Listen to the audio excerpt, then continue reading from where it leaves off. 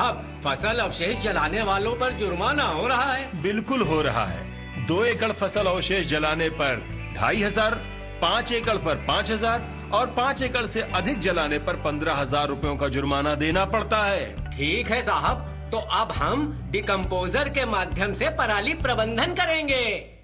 अहो भाग्य साहब, आप रास्ते में मिल गए। कोई समस्या है भुलई? हाँ साहब, फसल अवशेष को लेकर बड़ी समस्या है। समस्या? अरे फसल अवशेष का तो बहुत आसान प्रबंधन है।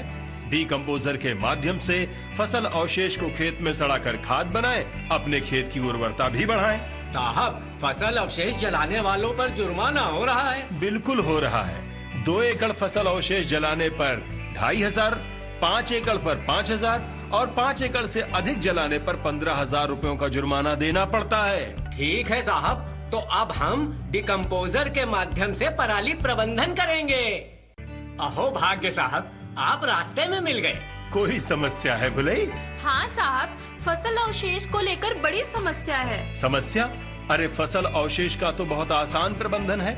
डिकम्पोजर के माध्यम से फसल अवशेष को खेत में सड़ाकर खाद बनाएं, अपने खेत की उर्वरता भी बढ़ाएं। साहब, फसल अवशेष जलाने वालों पर जुर्माना हो रहा है। बिल्कुल हो रहा है। 2 एकड़ फसल अवशेष जलाने पर 2500, 5 एकड़ पर 5000 और 5 एकड़ से अधिक जलाने पर 15,000 रुपयों का जुर्माना देना पड़ता है। ठीक है साहब, तो अब हम डिकम्पोजर के माध्यम से पराली प्रबंधन करेंगे।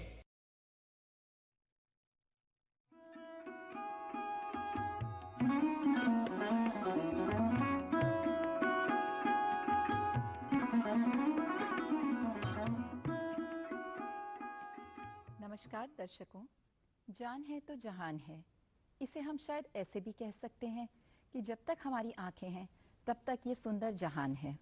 तो क्यों ना आज हम एक्सपर्ट से पूछें कि हमको अपनी आंख की देखभाल के लिए, ताकि लंबे समय तक हमारी आंख रहे, हमारी दृष्टि रहे और हमारा जीवन सुखमय रहे। इसके लिए हमारे स्टूडियो में आए बहुत सीनियर वरिष्ठ नेत्र रोग विशेषज्ञ डॉक्टर RN मिश्रा आए हुए हैं। डॉक्टर RN मिश्रा के बारे में एक छोटा सा ब्रीफ इंट्रोडक्शन देना चाहूँगी कि ये कुछ साल तक MDI हॉस्पिटल में डायरेक्टर और हेड ऑफ डिपार्टमेंट रह चुके हैं। बहुत तरीके के पुरस्कारों से नवाजे गए हैं। हाल ही में इनको प्राग रत्न अवार्ड और life time achievement award all India ophthalmic society जैसी प्रेस्टिजियस बॉडी ने दिया हुआ है। तरह तरह की चैरिटेबल संस्थाओं से जुड़े हुए हैं और खुद भी अपना एक चैरिटेबल हॉस्पिटल रन करते हैं इलाहाबाद में, जिसमें हमारे गरीब गांव के भाई बहनों का बिल्कुल फ्री में मोतियाबिंद का ऑपरेशन होता है। तो आपका स्टूडियो में स्वागत है डॉक्टर मिश्रा। नमस्कार। धन्यवाद डॉक्टर पन्ना जी। आप हमको थोड़ा सा इसके बारे में बताइए कि हर उम्र में छोटे बच्चों में और युवावस्था में आजकल जो कंप्यूटर रिलेटेड प्रॉब्लम और जो बच्चे लोग इतने ज़्यादा मोबाइल फ़ोन यूज़ कर रहे हैं, उससे जो उनके आंख में प्रभाव हो रहा है, किशोरावस्था, अडल्ट में, बड़ी उम्र में, क्या हमें करना है जिससे कि हमारी अच्छे से दृष्टि बनी रहे और आंख का हम ठीक से अपना देखभाल कर पाएँ। धन्यवाद डॉक्टर पन्ना जी। मेरा ये ब्रीफ इंट्रोडक्शन देने के लिए कुछ अतिशयोक्ति हो गई है, परंतु मैं बहुत नम्रता से इसे स्वीकार करता हूं और मैं सारे दर्शकों को भी प्रणाम करता हूं। लोगों में बड़ी भ्रांति है इस बात की कि आँख की बीमारियां ज़्यादातर बड़े लोगों में ही होती हैं या वृद्धावस्था में ही होती हैं। ऐसा नहीं है। सत्य तो ये है कि बच्चा पैदा जिस समय होता है उस समय भी इसे आँख की बीमारियां हो सकती हैं, और उनमें आज जो प्रमुख मानी जा रही है वो मानी जा रही है कि बच्चे जो प्रीमेच्योर पैदा होते हैं, वो प्रीमेच्योर बच्चों को ऑक्सीजन टेंट में रख देते हैं और जब बाहर निकालते हैं तो बड़ी जल्दी से उनकी आंख की रोशनी जाती है। उस समय बच्चा 1 दिन का हो या 2 दिन का हो, आंख की जांच बहुत आवश्यक है। और उस जांच में अगर हमने जांच में पकड़ लिया कि इसको आरओपी है या रेटिनोपैथी ऑफ प्रीमेच्योरिटी है, तो हम उसका लेजर से या और विधियों से इलाज कर सकते हैं। अगर जरा सी भी चूक हो गई तो हमेशा के लिए आंख की रोशनी जा सकती है। इसी तरह से दूसरी बच्चों में एक बीमारी होती है, बच्चा जब पैदा होता है तो उसमें जो उसका आंख का पानी है वो ड्रेनेज बंद हो जाता है और उसको ग्लूकोमा, जिसे समलबाई भी कहते हैं, हो जाती है। और उसका अगर हमने फौरन निदान नहीं किया या फौरन उसका ऑपरेशन नहीं किया तो फिर वो बच्चा भी सारी जीवन के लिए अंधा हो सकता है। और आप को अचंभा होगा कि मैंने आँख के समलवाई बच्चे के अंदर 2 दिन के बच्चे की भी की है। तो ये इसका बच्चों में जो प्रीमेच्योर होते हैं, माँ बाप को बहुत ध्यान रखना चाहिए कि जो प्रीमेच्योर बेबी हैं उनको आँख के डॉक्टर को ज़रूर दिखा लें। और यदि कोई बच्चा पैदा होने पे ही बहुत रो रहा है, बहुत सर्दी वाल से मार रहा है या तकिए में मार रहा है, तब फिर भी उसकी आँख की जांच की आवश्यकता है। तो ये तो रही बचपन की बात, जो छोटे बच्चे पैदा होने के टाइम पे ही होते हैं। उसके बाद जब बच्चे थोड़े बड़े होते हैं, 3-4 साल के हो जाते हैं या 5 साल के हो जाते हैं, तो लोग सोचते हैं चलिए सब कुछ ठीक होगा, पर मेरी समझ में उनकी भी आँख की जांच करा लेनी चाहिए, क्योंकि आँख की जांच से ये पता चलता है कि उसकी आँख की पूरी रोशनी है या नहीं। क्या उस बच्चे को चश्मे की आवश्यकता तो नहीं है, क्योंकि शुरुआत में ही बच्चे को चश्मा मिल जाए तो उसकी आँख के लिए बहुत उचित होता है। मैंने देखा है कुछ लोगों में, इवन लोग जो IAS वगैरह में भी सेलेक्ट हो जाते हैं, जब मेडिकल होता है तो एक आँख की रोशनी उनकी कम होती है और उन्हें पता ही नहीं होता है। और कुछ लोगों को जिनको मायोपिया का नंबर थोड़ा सा होता है, -2 या -1, उनका भी नहीं उन्हें पता चल पाता और वो अपने पढ़ाई लिखाई करते रहते हैं, क्योंकि मायोपिया जो होती है, जिसे माइनस का नंबर कहते हैं, उसमें जो भी इंसान जिसको जो होता है वो दूर का साफ नहीं दिखाई देता, पास का बिल्कुल ठीक दिखाई देता रहता है। तो वो पढ़ाई लिखाई में लगा रहता है, अपना काम करता रहता है और काफ़ी मस्त रहता है, कहता है सब कुछ ठीक है, और उसे ज्ञान ही नहीं है कि उसको दूर का नहीं दिख रहा। तो मेरा राय ये है कि सब बच्चों की आँख की जांच अवश्य हो जानी चाहिए, स्कूल गोइंग चिल्ड्रन की आँख की जांच हो जानी चाहिए, ताकि उन बच्चों को अगर चश्मे की ज़रूरत है तो इसका इलाज हो सके, या अगर एक आँख की रोशनी कम है तो उस अवस्था में हम उसका इलाज कर सकते हैं ताकि उस आँख की रोशनी बचाई जा सके। यही बात अगर आगे चल के पता चलती है तो मुश्किल हो जाती है। एक और जो आपने पन्ना जी सवाल पूछा था उन बच्चों को जो आजकल कंप्यूटर या बहुत ज़्यादा मोबाइल यूज़ कर रहे हैं, मैं कहूँगा मोबाइल बच्चे ही नहीं, बड़े भी बहुत यूज़ कर रहे हैं। हर आदमी के हाथ में आज मोबाइल है। खेत किसान जो वहाँ काम खेतों में कर रहे हैं उनके हाथ में मोबाइल है, मजदूरों के हाथ में मोबाइल है, टीवी है, और टीवी में इतने तरह तरह के प्रोग्राम हैं, और आजकल इस कदर लोग टीवी देख रहे हैं, इस कदर मोबाइल को यूज़ कर रहे हैं। ख़ासतौर से आजकल कोरोना के पीरियड में तो सारे बच्चों की क्लासेस, सारी पढ़ाई लिखाई भी, सारी जितनी भी पढ़ाई है वो टीवी के ऊपर ही हो रही है, या उनकी ऑनलाइन क्लासेस हो रही हैं, या वेबिनार हैं। इस कदर यूज़ हो रहा है मोबाइल, और ये इससे आँख के आंसू कम होने के चांसेस होते हैं, और आँख में बहुत ज़्यादा इरिटेशन हो सकती है, आँख से पानी आना हो सकता है, पानी आता रहे आँख से, इस तरह की तकलीफ़ें हो सकती हैं। तो ऐसे लोगों को जो बहुत ज़्यादा मोबाइल यूज़ कर रहे हैं या बहुत ज़्यादा जो टीवी यूज़ कर रहे हैं, उन लोगों को मेरी राय ये है कि अगर वो कंप्यूटर के ऊपर बैठे हुए हैं तो 1-2 घंटे बाद ज़रूर ही अपनी पलकों को झपका लिया करें, और बीच बीच में पलकों को झपकाते रहें। आधे घंटे के बाद उठें, घूम लें, फिर लें, थोड़ा आँख को रेस्ट कर दे दें, आँख को पानी से धो लें, क्योंकि अगर ये आई जो आजकल बहुत बहुत कॉमन हो गई है, ड्राई आई हो जाती है, आँख के आंसू कम हो जाते हैं, कारण कि वो कॉन्स्टेंटली टीवी वॉच करते रहते हैं, और जब वो देखते हैं film actor Amitabh Bachchan type के, तो आंखें खुली पलकों से ही देखते रहते हैं। तो पलकें झपकाते रहिए, झपकाने से पलकों का टीयर्स ठीक रहते हैं। उठ के आँख धोते रहिए, और आधे घंटे से ज़्यादा कंप्यूटर के ऊपर मत बैठिए। बच्चों को तो ख़ास तौर से इस बात के लिए माँ बाप को कोशिश करनी चाहिए कि बहुत ज़्यादा मोबाइल यूज़ ना करें, बहुत ज़्यादा टीवी इस्तेमाल ना करें। डॉक्टर साहब, आपने बहुत अच्छे से बताया हमको, ये तो बहुत आपने हमारे को जानकारी अच्छे से दे दी कि कैसे प्री टर्म जो बच्चे होते हैं, जो समय से पहले पैदा हो जाते हैं, उसी समय से हमें उनकी आँख की स्क्रीनिंग शुरू कर देनी चाहिए, और उसके बाद 1 साल की उम्र तक हमें एक बार स्क्रीन डॉक्टर के पास करा लेना चाहिए, और एक बार स्कूल गोइंग एज जो भी होती है 6 इयर्स 7 इयर्स, जहां हमें उनकी दृष्टि के बारे में पता लग जाए, उस समय हमको एक बार उसकी आईज का चेकअप करा लेना चाहिए। तो और डॉक्टर साहब, इसके बारे में भी थोड़ी सी जानकारी दे दीजिए, कितने नंबर ऑफ आवर्स तक आजकल बच्चे कंप्यूटर ऑनलाइन क्लासेस हो रही हैं, कोरोना पैंडेमिक है, तो कितने नंबर ऑफ आवर्स तक बच्चों को यूज़ करना चाहिए, ब्रेक्स लेने चाहिए, कितने घंटे बाद लेने चाहिए? देखिए, बच्चों में ये तो कहना मुश्किल है कितने आवर, लेकिन हम यही कहेंगे कम से कम, और हर 1 घंटे में अगर ऑनलाइन क्लास भी चल रही है तो 1 घंटे बाद आधे घंटे का रेस्ट ले लें, आँख को धो लें, थोड़ा खेल कूद लें, पलकें झपका लें, कॉन्स्टेंटली वॉच ना करें इसको। और कम से कम हो जितना संभव है, पर आजकल कम से कम में भी 2-4 घंटे तो हो ही जाते हैं, तो इतना इस्तेमाल कर सकते हैं। लेकिन इस बात का ध्यान रहे कि कॉन्स्टेंटली लगातार ना बैठे रहें। इसके बाद आपने पूछा था और आँख की बीमारियों के बारे में, तो ये तो मैंने बचपन की बातें की, स्कूल गोइंग चिल्ड्रन की बात की, पैदा जब बच्चा होता है उस समय की बात की। और इन बच्चों में ही कभी कभी देखा गया है कि बच्चे एक आँख की रोशनी कम होने की वजह से या आँख में नंबर होने की वजह से भेंगापन आ जाता है। और बड़ी लोगों में भ्रांति है इस बात की कि भेंगापन का इलाज जब बड़ा हो जाए तभी होता है। ये भी सत्य नहीं है। जितनी जल्दी भेंगापन देखें तो उसका इलाज हो जाना चाहिए। और ये भेंगापन कभी कभी बच्चों में मोतियाबिंद भी हो जाता है।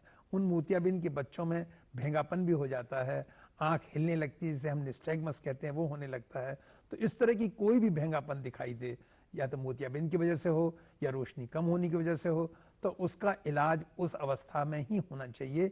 इंतजार माँ बाप को नहीं करना चाहिए, डॉक्टर को फौरन दिखाएं और उसका जो भी उचित इलाज, चश्मा दिया जाए या ऑपरेशन किया जाए या मोतियाबिंद का ऑपरेशन किया जाए, उनके जरूर करा लेने चाहिए। ये नहीं है कि साहब बाद में बड़ा हो जाएगा तब देखेंगे। मेरे पास बहुत से ऐसे लोग आते हैं जिनकी भेंगी आंख होती है और वो कहते हैं साहब हमने दिखाया था, लोगों ने कहा जब बड़े हो जाओ तब कराना। तो मैंने उनसे यही राय दी कि अब तो खैर ऑपरेशन से हम सीधी तो कर सकते हैं, लेकिन रोशनी नहीं फिर आ पाती है एक आंख में। अगर बचपन में ही आते हैं तो रोशनी भी आ जाती है और भेंगापन भी ठीक हो जाता है। तो इसका मतलब डॉक्टर साहब ये है कि आपको रूटीन चेकअप डॉक्टर ऑप्थेल्मोलॉजिस्ट के पास कराना ही चाहिए। एक चेकअप 1 साल की उम्र से पहले और एक बार चेकअप स्कूल गोइंग बच्चों का जो 3 to 6 ईयर्स है, उसमें आपको एक बार दिखा लेना चाहिए। बिल्कुल, आप ठीक कह रही हैं। मैं तो ये कहूँगा कि बच्चा जब पैदा हो, प्रीमेच्योर बेबी, तो उनको ज़रूर आँख के डॉक्टर को दिखाना चाहिए। इसके बाद जैसा आपने कहा कि 6 साल की उम्र के आसपास हर बच्चे की आँख का टेस्ट होना चाहिए। इसके अलावा जो आपने कहा कि कंप्यूटर कितनी देर बच्चे यूज़ करें या मोबाइल कितने यूज़ करें, मैं तो कहूँगा कम से कम यूज़ करें, पर ये संभव नहीं है। तो अगर देख रहे हैं ऑनलाइन क्लासेस भी, तो 1 घंटे से ज़्यादा तो ना देखें और 1 घंटे बाद उठें, अपनी आँख को धो लें, खेल लें, कूद लें, फिजिकल एक्सरसाइज करें, वो ज़्यादा अच्छा है। क्योंकि अब तो आजकल फिजिकल एक्सरसाइजेज और फिजिकल थिंग्स भी लोग मोबाइल पे ही बच्चे लोग कर रहे हैं, खेल भी बच्चे मोबाइल पे ही रहे हैं।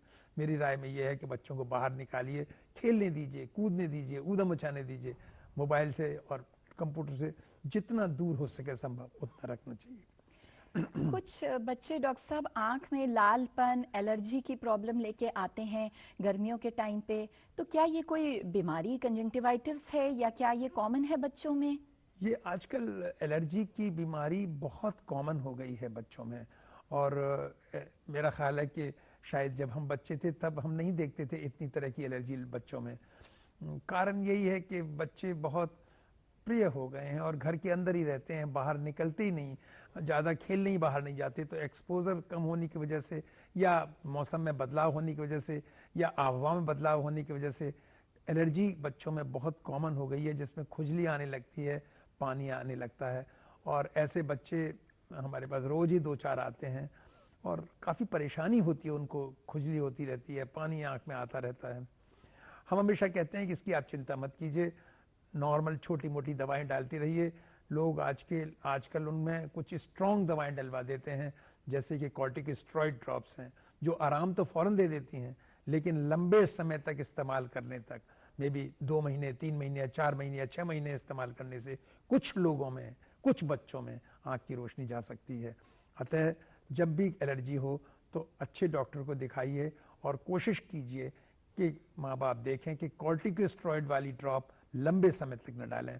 10-15 दिन, 5 दिन, 15 दिन, 20 दिन तक ठीक है, पर चूंकि इससे आराम मिल जाता है तो लोग अपने आप ही केमिस्ट की दुकान से लेके इन दवाओं को डालते रहते हैं, जिससे आँख की रोशनी आगे चल के जाने का खतरा रहता है। इसके अलावा जैसे कहा आपने बड़े लोगों में आँख में क्या बीमारियां हो सकती हैं और क्या होती हैं, तो ये तो सभी जानते हैं, सबको पता है कि मोतियाबिंद आँख के अंदर बहुत ही कॉमन है। अगर हम कहेंगे कि इस देश में सारे जितने लोग भी हमारे इस देश में नेत्रहीन हैं, उन नेत्रहीनों में से 55 से लेकर 60% लोग मोतियाबिंद की वजह से हैं। और मोतियाबिंद ऐसा नहीं है कि सिर्फ वृद्धावस्था में ही होता हो, आजकल तो मोतियाबिंद हम 30-30 साल के बच्चों की तो बात छोड़ दीजिए, वो तो दूसरे तरह का मोतिया होता है, लेकिन अर्ली एज में भी 30 साल 40 साल के लोगों के भी मोतियाबिंद होने लगे हैं। और उसका मोतियाबिंद का लोगों में बड़ा भ्रम है कि होम्योपैथी की दवाई से या और दवाइयों से ठीक हो सकता है। ये भी सच नहीं है। मोतियाबिंद का इलाज सिर्फ और सिर्फ ऑपरेशन है। तो जब तक आपका काम चलता रहता है तो चलाइए, और अगर काम करने में दिक्कत हो रही है तो इसका ऑपरेशन करा दीजिए। पहले तो लोग 15, 20, 30 साल पहले तो ये कहा जाता था मरीजों से कि जब पक जाए तब ऑपरेशन कराइए। अब ये सत्य नहीं है। अब तो मोतियाबिंद का ऑपरेशन जिस अवस्था में और जल्दी से जल्दी जब मरीज को दिक्कत हो रही हो तो कराया जा सकता है। पहले तो मोतियाबिंद के ऑपरेशन के बाद में मोटा चश्मा दिया जाता था, जिससे मरीजों को बहुत दिक्कत होती थी। पर आजकल तो एक नई टेक्निक आई है जिसे लोग लेज़र कहते हैं, हालांकि वो लेज़र नहीं है, फेकोमल्सिफिकेशन है। कुछ लोग बड़े शहरों में, दिल्ली वगैरह में लेज़र का भी कुछ हिस्सा उससे इस्तेमाल कर लेते हैं, पर मुख्यतः फेकोमल्सिफिकेशन है। इस फेकोमल्सिफिकेशन में मोतियाबिंद को अंदर छोटे छोटे टुकड़ों में विभक्त करके मशीन से खींच लेते हैं, और उस छोटे छेद से जो रफली 2 मिलीमीटर का छेद होता है उससे हम अंदर लेंस डाल देते हैं, फोल्डेबल लेंस को डाल देते हैं जो फोल्ड करके उससे चला जाता है। और मरीज ऑपरेशन के बाद 1 घंटे, आधे घंटे या उसी समय जस्ट आफ्टर ऑपरेशन घर जा सकता है। सब अपने नॉर्मल काम कर सकता है, खा सकता है, पी सकता है, सीढ़ियाँ चढ़ सकता है, और 2-3 दिन के अंदर वो अपने दफ्तर में भी काम पे जा सकता है। तो ये मोतियाबिंद के साथ आज की तारीख में जो हुई है ये काफ़ी बड़ी तरक्की है। तो डॉक्टर साहब, आपका मतलब कहना है कि एक बार सब लोगों को 40 साल के ऊपर अपना आई चेकअप करा लेना चाहिए, देखने के लिए कि कहीं मोतियाबिंद या समलबाई या ये सब कोई बीमारी तो नहीं है। और एक बात मुझे ये बताइए डॉक्टर साहब, थोड़ा सा क्यूरियस था माइंड कि डायबिटीज़ और ब्लड प्रेशर में कुछ आँख का एक ऐसा होता है कि हमें रूटीन चेकअप कराना चाहिए, कि हमको ऐसा कुछ नहीं है कि इनमें कोई ज़्यादा आँख की प्रॉब्लम्स होती हैं डायबिटीज़ के पेशेंट में या ब्लड प्रेशर में? जैसा आपने कहा कि 40 साल के, पहली बात तो आपने कहा था 40 साल के आसपास आँख की जांच अवश्य करा लेनी चाहिए। वो इसलिए भी कि 40 साल के बाद ज़्यादातर लोगों में, मैं कहूँगा 95% लोगों में नज़दीक के चश्मे की ज़रूरत होती है। तो नज़दीक जब पढ़ने में किसी को दिक्कत हो रही हो 40 साल के आसपास, तो समझ लीजिए उसे पढ़ने के ग्लासेस की ज़रूरत है, तो जाके अपना पढ़ने का चश्मा डॉक्टर से टेस्ट करा के ले ले। और दूसरा आपने सवाल किया कि डायबिटीज़ वगैरह में, तो देखिए डायबिटीज़ एक वो रोग है जो सारे शरीर के अंगों को इन्वॉल्व कर लेता है। आँख को भी करता है, कान को भी कर सकता है, किडनी को कर लेता है, बहुत से स्ट्रक्चर्स को ये इन्वॉल्व कर लेता है। और आँख में भी धीरे धीरे ये इन्वॉल्व करके, वैसे तो आँख की सारी चीज़ों की बीमारियों में ये डायबिटीज़ की वजह से थोड़ी बहुत हो सकती हैं, पर मुख्यतः जो चेंज होता है डायबिटीज़ से आँख में, वो है आँख की पर्दे में ख़राबी हो जाना, जिसे हम डायबिटिक रेटिनोपैथी कहते हैं।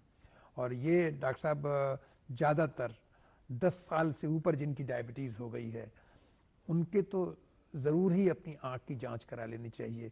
और डायबिटीज़ के हर मरीज़ को जब भी वो आँख के डॉक्टर के पास दिखाने जाए तो उसे इंसिस्ट करना चाहिए कि डॉक्टर साहब हमारे पर्दे की भी जांच कर लीजिए, क्योंकि डायबिटीज़ से पर्दा ख़राब हो जाता है, जिससे रोशनी आँख की जा सकती है।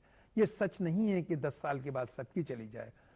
20-20 साल के मरीज़ जिनको डायबिटीज़ है, 30-30 साल के डायबिटीज़ मरीज़ हैं, उनकी हम आँख देखते हैं, उनमें कुछ नहीं होता। लेकिन किसके हो जाए, कभी कभी 5-6 साल के बाद भी हो जाता है, ये कोई नहीं जानता। और फिर अगर इसका उस समय इलाज नहीं किया गया उस मरीज़ का जिसको कि डायबिटिक रेटिनोपैथी हो गई है, तो वो दृष्टिहीन हो सकता है और फिर इसका इलाज संभव नहीं होगा। आजकल इस डायबिटिक रेटिनोपैथी में के मरीज़ को, या हर डायबिटीज़ के मरीज़ से हम कहते हैं अपनी शुगर कंट्रोल रखिए, और शुगर कराते में H1AC और करवा ले, जो हमेशा 6 से 7 के बीच में रहना चाहिए, उसके ऊपर नहीं जाना चाहिए। अगर ये ज़्यादा जाता है तो डायबिटिक रेटिनोपैथी या डायबिटीज़ की आँख में बीमारी ज़्यादा होने के चांसेस होते हैं। इसलिए पहली कंडीशन है डायबिटीज़ कंट्रोल कीजिए। दूसरी चीज़ है आँख की जांच कराइए।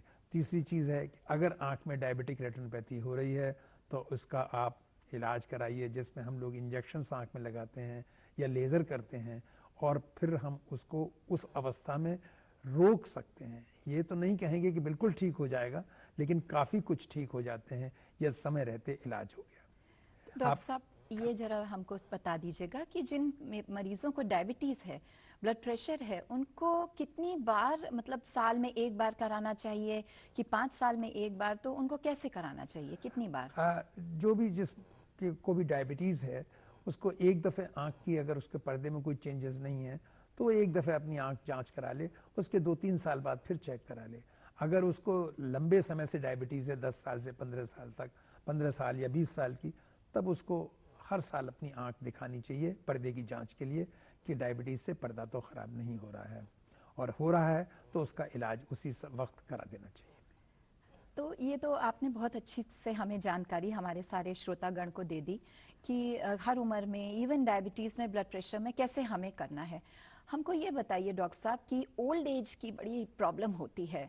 ओल्ड एज में जो हमारे बुजुर्ग हैं, उनकी आंख में क्या प्रॉब्लम होती है, उन्हें क्या कुछ विटामिन खा के कुछ उनकी दृष्टि को हम संभाल सकते हैं, उनके लिए क्या किया जाए कि वो अपनी आंख की देखभाल और अच्छे से, मतलब अपने बुढ़ापा उनका सही से अच्छे से रहे? आपने बहुत अच्छा सवाल किया। आपने ब्लड प्रेशर के बारे में भी पूछा था डॉक्टर पन्ना जी। जो ब्लड प्रेशर के बारे में आपने कहा था कि ब्लड प्रेशर से भी क्या आंख की रोशनी जा सकती है। जैसे डायबिटीज़ एक अच्छा रोग नहीं है, ऐसे ब्लड प्रेशर भी कोई बहुत अच्छी नहीं है बीमारी। और आपको ताज्जुब होगा कि हमारे देश में डायबिटीज़ 6-7% लोगों को डायबिटीज़ है, और कितने लोगों को डायबिटिक रेटिनोपैथी होगी अगर 15-20 साल बाद अगर आप देखेंगे तो रफली 50% तक को डायबिटिक रेटिनोपैथी हो जाएगी। तो उनकी जांच बहुत आवश्यक है डायबिटीज़ में। ऐसे ही ब्लड प्रेशर भी, मैं समझता हूँ आप हर तीसरे चौथे आदमी को ब्लड प्रेशर आज की तारीख में 40-45 साल के बाद है। तो ब्लड प्रेशर में भी ब्लड प्रेशर को कंट्रोल रखना चाहिए, क्योंकि यदि ब्लड प्रेशर कंट्रोल नहीं होगा तो किडनी इन्वॉल्व हो सकती हैं, और जब किडनी इन्वॉल्व हो जाती हैं तो वो आँख भी इन्वॉल्व हो सकती है, आँख की रोशनी भी जा सकती है। और उसका एक ही इलाज है कि अपना ब्लड प्रेशर कंट्रोल रखिए। उसका एक ही इलाज है कि ब्लड प्रेशर अपने डॉक्टर को दिखाते रहिए और दवा खाते रहिए या दवा लेते रहिए, या किसी तरह से भी ब्लड प्रेशर अपना कंट्रोल कर लीजिए, जो बहुत ही आवश्यक है। और आप आँख ही नहीं, शरीर की बहुत सी बीमारियों से बच सकते हैं यदि आपने ब्लड प्रेशर और डायबिटीज़ अपना कंट्रोल किया है। आपने वृद्धावस्था के बारे में डॉक्टर पन्ना जी पूछा कि वृद्धावस्था की और बीमारियां क्या हो सकती हैं। देखिए, मैंने बताया कि मोतियाबिंद तो एक बहुत है ही। इसके अलावा जो मुख्य एक बीमारी जो आजकल ज़्यादा उम्र होने की वजह से हुई है, देखिए हमारे जो साइंस ने तरक्की की है, उस साइंस की तरक्की ने 2 चीज़ें कर दी हैं। एक तो ये कि लोगों की उम्र बढ़ा दी है, और दूसरी बात ये है कि जो बच्चे पहले बहुत ख़त्म हो जाते थे या डेथ हो जाती उन बच्चों की, उनकी डेथ के रेट भी बहुत कम कर दिए हैं। पहले डायरिया से बहुत बच्चों की डेथें होती थी, बहुत कम हो गए हैं। तो ये साइंस की तरक्की की वजह से हुआ है। अब लंबी उम्र हो गई है लोगों की, 70 और 80 साल तक लोग काम करते हैं अपने अपने। पुराने टाइम में तो कहा करते थे ना 60 साल के बाद सब रिटायर बंद, पर अब तो 70 साल पर भी लोग काम कर रहे हैं अपनी चीज़ों के बारे में। तो उनकी आँख में कभी कभी उम्र की वजह से आँख की पर्दे में खराबी आने लगती है, जिसे हम एक आँख का बिंदु है जिसे हम मैकुला कहते हैं, जहाँ से देखता है। तो ये मैकुला के ऊपर डिजेनरेशन उम्र के साथ होने लगता है, जिसे पन्ना जी हम कहते हैं एज रिलेटेड मैकुलर डिजेनरेशन। और ये एज रिलेटेड मैकुलर डिजेनरेशन जो होता है, इससे आँख की रोशनी धीरे धीरे धीरे धीरे कम हो जाती है, और कभी कभी इतनी हो जाती है कि आदमी अपने नॉर्मल काम भी नहीं कर पाता। ये एज रिलेटेड मैकुलर डिजेनरेशन 2 तरह का होता है। एक तो जिसे हम ड्राई कहते हैं, और एक वेट होता है, गीला और एक सूखा। गीले वाले का तो इलाज संभव है, लेकिन ये होता आउट ऑफ ऑल द जितने भी हैं एज रिलेटेड मैकुलर डिजेनरेशन, उनमें से होता मुश्किल से 10% में है। तो उन 10% एज रिलेटेड मैकुलर डिजेनरेशन जो वृद्धावस्था में होता है, उनको तो इलाज द्वारा ठीक किया जा सकता है। पर जो सूखा वाला ड्राई डिजेनरेशन होता है, उसका अभी तक कोई इलाज नहीं आया है। उनको कुछ मल्टीविटामिन्स वगैरह दिए जाते हैं, कुछ एंटीऑक्सीडेंट्स दिए जाते हैं, जिससे कि उनके काफ़ी कुछ रोकथाम हो जाती है, परंतु अभी पूरी तरह से उसका इलाज संभव नहीं है। बहुत से तरह के चश्मे दिए जाते हैं ताकि वो अपना नॉर्मल काम कर सकें इस एज रिलेटेड मैकुलर डिजेनरेशन में। डॉक्टर साहब, आपने तो हमें बहुत ही अच्छी जानकारी दी, कैसे प्रीटर्म बच्चे से, बड़े से, बुढ़े तक, मतलब हमारे बुजुर्गों तक अच्छे से हमें कैसे देखभाल करनी है। आजकल कोरोना महामारी पैंडेमिक इतनी फैली हुई है, कुछ आप बता सकते हैं क्या ये आंखों के द्वारा स्प्रेड होता है, फैलता है, कुछ लक्षण होते हैं? इसके बारे में जरा 1 मिनट में हमको जरा बता दीजिए डॉक्टर साहब। धन्यवाद। ये आपने बड़ा अच्छा सवाल किया। ये सवाल, कोरोना जो बीमारी आई है, इसका भी बहुत ज्ञान नहीं है लोगों को।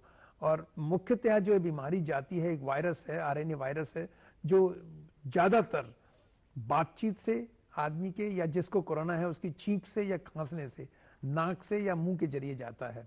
या अगर किसी ने जिसको कोरोना है और उसने छींक दिया या खांस दिया, तो वो मेज या चीजों पे भी चला जाता है, जो आप छुएं तो आपके हाथ से उसका मुंह में जा सकता है। इसीलिए कहते हैं ना, हाथ बार बार धोते रहिए साबुन से। इसीलिए कहते हैं कि मास्क लगाइए। लेकिन आंख के जरिए अभी तक ये प्रूव नहीं हुआ है कि ये वायरस आंख के जरिए जा सकता है या नहीं जा सकता। पर आंख में लाली तो हो जाती है इससे, आंख में कीचड़, पानी भी आने लगता है। लेकिन ये नाक से जाता भी होगा तो ये वायरस इतने कम अमाउंट में जाता होगा कि ये कोरोना नहीं आदमी में फैला पाता होगा, क्योंकि आंख से जो थोड़ा बहुत जाएगा वो अमाउंट इतना वायरस का कम होगा, जिससे कि कोरोना होने के चांसेस कम हैं। परंतु अभी भी इस बीमारी के बारे में बहुत ज्ञान नहीं हासिल है। धीरे धीरे जब नॉलेज आ रही है तब पता चल रहा है। हो सकता है कल ये भी आ जाए कि आंख से भी ये वायरस अंदर जा रहा है। धन्यवाद डॉक्टर साहब, आपका ये हमारा सौभाग्य है, आप हमारे स्टूडियो में आए और हमारे सारे दर्शकों को आपने इतना अच्छा सारा इन्फॉर्मेशन दी कोरोना के बारे में भी और हर उम्र में क्या करना है। अब लास्ट में आप जो एक सेंटेंस में, एक लाइन में आप बता दीजिए क्या मतलब, सम अप कर दीजिए आप। मैंने बताया ना कि एक बच्चों के प्रीमेच्योरिटी के चेकअप हो जाना चाहिए। मैंने बताया कि मोतियाबिंद आजकल बहुत फेकोमल्सिफिकेशन होता है। मैंने बताया आपको कि डायबिटीज में केयर करनी चाहिए। पर एक चीज और है जो लोगों में बड़ी भ्रांति है, वो मैं जरूर क्लियर करना चाहूंगा कि आंख की काली पुतली पे कभी कभी सफेदी आ जाती है, जैसे हम कहते हैं सफेदी आ गई है आंख के ऊपर या फुली पड़ गई है। उसका तो ऑपरेशन द्वारा संभव है कि हम उसकी कॉर्निया को निकाल के दूसरे की कॉर्निया लगा दें, जिसे कॉर्नियल ट्रांसप्लांटेशन कहते हैं। लोगों में ये भ्रांति है कि पूरी आंख बदली जाती है। पूरी आंख नहीं बदली जाती, सिर्फ आंख की काली पुतली बदली जाती है। सारे जो लोग जिनके के रोशनी नहीं है आंख में, वो इस विधि से ठीक नहीं हो सकते। सिर्फ जिनके काली पुतली पर सफेदी आई है, वही उनकी ही आंख ठीक की जा सकती है कॉर्नियल ट्रांसप्लांटेशन से। और ये किसी दूसरे आदमी की आंख ली जाती है, और ये भी हमेशा मृत्युपरांत ली जाती है। लोगों में अभी भ्रांति है कि हम अपनी आंख दे दें इसको तो ठीक हो जाएगी। ये भी सत्य नहीं है। सिर्फ उन लोगों की जिनकी कॉर्निया के ऊपर काली पुतली पर सफेदी आई है, वो प्रत्यारोपण किया जाता है, वो भी मरणोपरांत आंख किसी की लेके। तो ये लोगों में भ्रांति है इस तरह की बात कि हमारे सारे दर्शक गणों को आपने बहुत ही अच्छी तरह सारा कुछ अच्छे से समझा दिया। डॉक्टर साहब, आपका बहुत बहुत धन्यवाद। आप स्टूडियो में आए।